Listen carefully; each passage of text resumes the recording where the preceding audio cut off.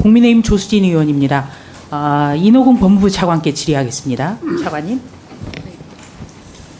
차관님 나와 계시죠? 네. 네. 2011년 부산저축은행 비리를 수사하던 윤석열 검사가 대출 브로커에게 커피를 타주면서 사건을 무마했다라는 가짜 뉴스를 통한 대선 공작 사건의 실체가 지금 드러나고 있습니다. 언론 보도 보고 있지요? 네. 언론 네. 보고 있습니다. 이 가짜 뉴스는 JTBC가 대선 직전인 2022년 2월 21일과 28일 두 차례 보도를 했습니다. 또 유사 매체 뉴스타파에서도 대선 사흘 전에 인터뷰 녹음 파일 편집본을 공개하면서 비슷한 내용을 보도를 했지요.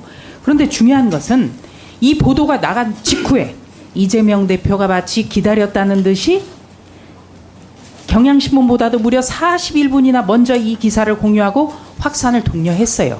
다시 말해서 이재명 대표가 이런 내용을 활용하겠다라는 사전 교감이 있었지 않느냐. 그래서 이게 대선 공작의 실체가 드러나고 있다는 비판을 받는 겁니다. 어떻게 판단하십니까? 현재 검찰에서 특별수사팀을 꾸려서 엄정하게 수사 중인 걸로 알고 있습니다. 수사 중인 사항이라 구체적인 답변을 드리지 못하는 것을 양해해 주시기 바랍니다. 네. 수사 중인 사안에 대해서 질의하는 게 아니라요. 상식선상에서 문제점을 지금 짚고자 하는 겁니다. 자, 이 대선 사흘 전에 보도가 나가자마자 이재명 대표가 기다렸다는 듯이 이 기사를 널리 확산해달라. 이렇게 독려를 했고요.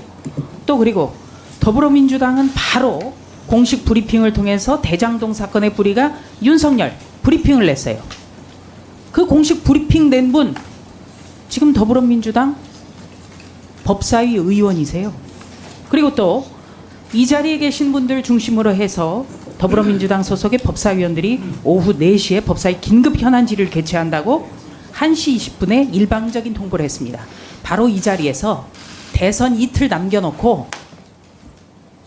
긴급 현안 질의가 열렸는데 긴급 현안 질의 내용이 대선 공작을 하겠다는 가짜 인터뷰 내용을 근거로 한 겁니다. 그때 이 자리에서 아무리 부당성과 그리고 내용의 허접함 이런 거를 지적했는데도 소용이 없었어요. 그렇기 때문에 아주 조직적으로 이루어졌다. 그렇기 때문에 이거는 반드시 뿌리 뽑아야 될 대선 공작 사건이다. 이렇게 보는 겁니다. 차관님 동의하시죠?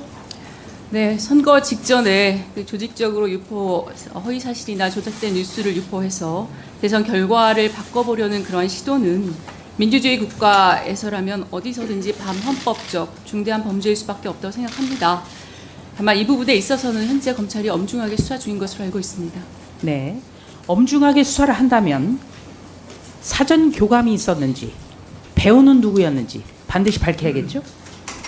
뭐 그런 부분까지 다 해서 구체적으로 다 수사하고 있는 것으로 알고 있습니다. 그러니까 그 내용이 핵심이라는 거예요. 사건의 핵심. 사건의 핵심을 제대로 수사를 해야만 철저한 수사가 되는 것이죠. 그렇죠? 네, 검찰에서 엄정하게 수사할 것이라고 생각합니다. 네. 차관님, 대선 공작은 정권 탈취를 넘어서 국민의 운명을 바꾸기도 하고요. 또 선거가 민주주의의 꽃이라는 점에서 다시는 이런 일이 일어나서는 안 된다고 보는데 이것도 동의하시죠? 네, 그러한 일은 있으면 안 된다고 생각합니다. 네.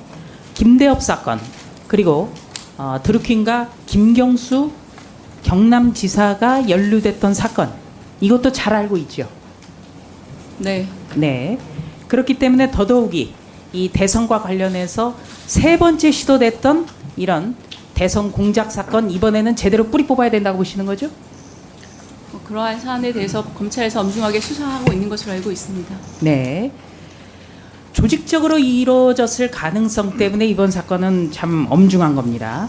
다시 한번 말씀드리지만 배후, 공모 여부 이것에 대해서 철저한 수사가 반드시 진행돼야 된다고 생각합니다. 이와 관련해서도 좀 질의를 드리겠습니다. 첫 번째로 지난 대선은 0.7%포인트의 박빙이었습니다. 다시 말해서 아주 작은 이슈에도 선거의 결과가 달라질 수 있었고요. 그렇기 때문에 이 가짜 인터뷰 조작 사건, 이 단초가 됐던 가짜 인터뷰 사건에 대해서도 더더욱 철저한 수사가 필요하다고 생각합니다. 차관님 동의하시죠? 네. 네. 그런데 이런 엄청난 범행이 김만배 씨 단독 기획으로 보긴 좀 어렵지 않습니까? 제가 구체적으로 수사 관련 사항을 말씀드리는 건 적절하지 않는 것 같습니다. 네, 다시 한번 정리하지만 현재 제기되고 있는 각종 의혹과 의혹, 정황을 종합하면 이재명 대선 후보의 공모나 개입이 있을 가능성이 높다는 게 문제입니다. 이게 핵심이에요.